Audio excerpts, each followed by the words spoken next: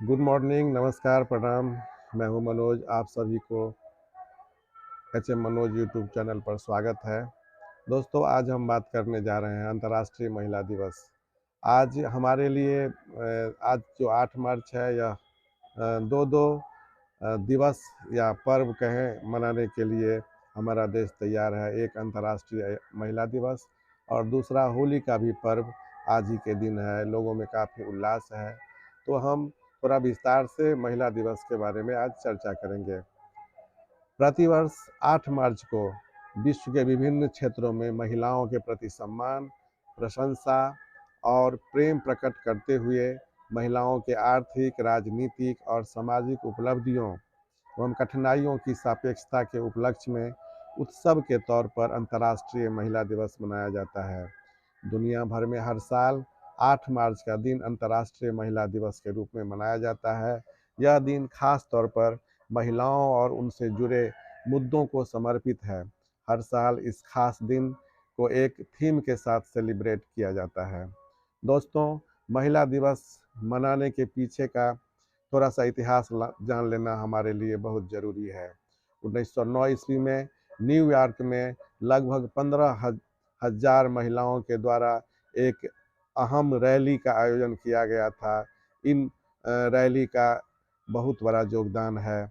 इन महिलाओं की मांग थी कि उनकी नौकरी के कुछ घंटे कम किए जाए तथा उनका वेतन भी उनके काम के हिसाब से बढ़ाया जाए। इन लोगों का यह मांग था कि उन्हें वोट देने का भी अधिकार मिले। इस आंदोलन के 1 साल के बाद अमेरिका की सोशलिस्ट पार्टी पहले नेशनल वुमेन्स डे की घोषणा की। बाद में 1911 ईस्वी में डेनमार्क, स्विट्जरलैंड, ऑस्ट्रिया, जर्मनी में पहला अंतर्राष्ट्रीय महिला दिवस मनाया गया था। इसके बाद 8 मार्च 1975 को संयुक्त राष्ट्र ने अंतर्राष्ट्रीय महिला दिवस को आधिकारिक तौर पर मान्यता दी। इसके बाद से हर साल इस दिन को एक स्पेशल थीम के साथ मनाना शुरू किया गया। इस दिन को मनाने का खास मकसद समाज में महिलाओं को बराबरी का हक दिलाना है। साथ ही इसका उद्देश्य हर एक महिला को हक दिलाना है। साथ ही किसी भी क्षेत्र में महिलाओं के साथ होने वाले भेदभाव को रोकने के मकसद से भी इस दिवस को मनाया जाता है। इस दिन महिलाओं के अधिकारों की तरफ लोगों का ध्यान आकर्षित करने और उन्हें जागरूक करने के मकसद से कई कार्यक्रम और कैंपेन भी चलाए जाते हैं। जब सबसे पहले 8 मार्च को अंतर्राष्ट्रीय महिला दिवस मनाया गया था तो इसका थीम था celebrating the past, planning for the future. इस साल जब 2023 को हम अंतर्राष्ट्रीय महिला दिवस मनाने जा रहे हैं तो इसका थीम है digit all, innovation and technology for gender equality.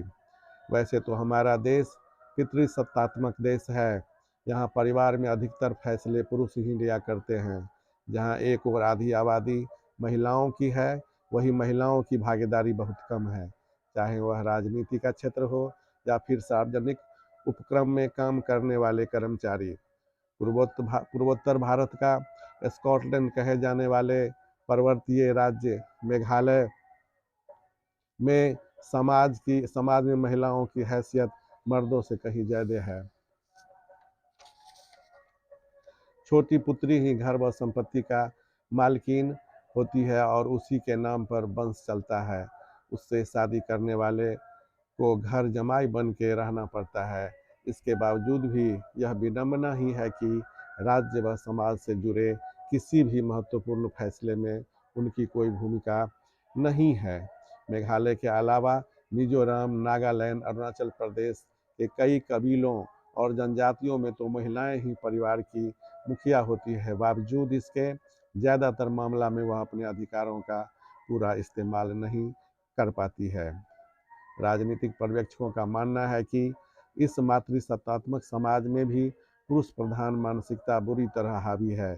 इस मानसिकता के नहीं बदलने तक महिलाओं की स्थिति में सुधार संभव नहीं है। जब तक राजनीति में महिलाओं की भागीदारी नहीं बढ़ेगी, तब तक समाज में उनकी बातों का कोई खास असर नहीं होगा। लेकिन यह स्थिति कब तक बदलेगी, लाख टके के इस सवाल का जवाब फिलहाल किसी के पास नहीं है। भारत में अभी भी 35% महिलाएं निरक्षर है। कामकाजी महिलाओं की बात की जाए तो ऑर्गेनाइज्ड सेक्टर में मात्र 4% महिलाएं ही कार्यरत है। जब तक महिलाओं को इक्वल पार्टिसिपेशन नहीं मिलेगा, तब तक राज्य और देश का विकास नहीं हो सकता है। प्रत्येक वर्ष 8 मार्च को महिला दिवस के रूप में हम लोग मनाते हैं। महिलाओं के प्रति सम्मान देने के बाद सभी लोग साल भर के लिए भूल जाते हैं, निश्चिंत हो जाते हैं। चाहे वो महिला सुरक्षा की बात हो, महिला की उच्च शिक्षा की बात हो, महिला के रोजगार की बात हो, महिला सशक्तिकरण की बात हो। सच्चाई तो यह है कि महिलाएं न तो जन्म से पहले सुरक्षित है और न ही जन्म के बाद सुरक्षित है। चाहे उसका उम्र 5 वर्ष हो या उसका उम्र 50 वर्ष हो, कानून चाहे कितना भी बन जाए, जब तक लोगों की नैतिकता में बदलाव नहीं होगा, तब तक यह कानून धरा का धरा रह जाएगा। जैसे इसका उदाहरण है महिलाओं में भ्रूण हत्या का न रुकना और निर्भया एवं बिल्किस बानो जैसी घटना देश और समाज को झकझोर कर रख देती है। आज व्यवस्था का खौफ कहीं नहीं दिख रहा है और समाज की सोच तो विकृत से विकृत होती जा रही है। यह भी कहा गया है कि यत्र नारी यस्तु पूज्यन्ते रमन्ते तत्र देवता, अर्थात जहाँ नारी की पूजा होती है वहाँ देवताओं का वास होता है।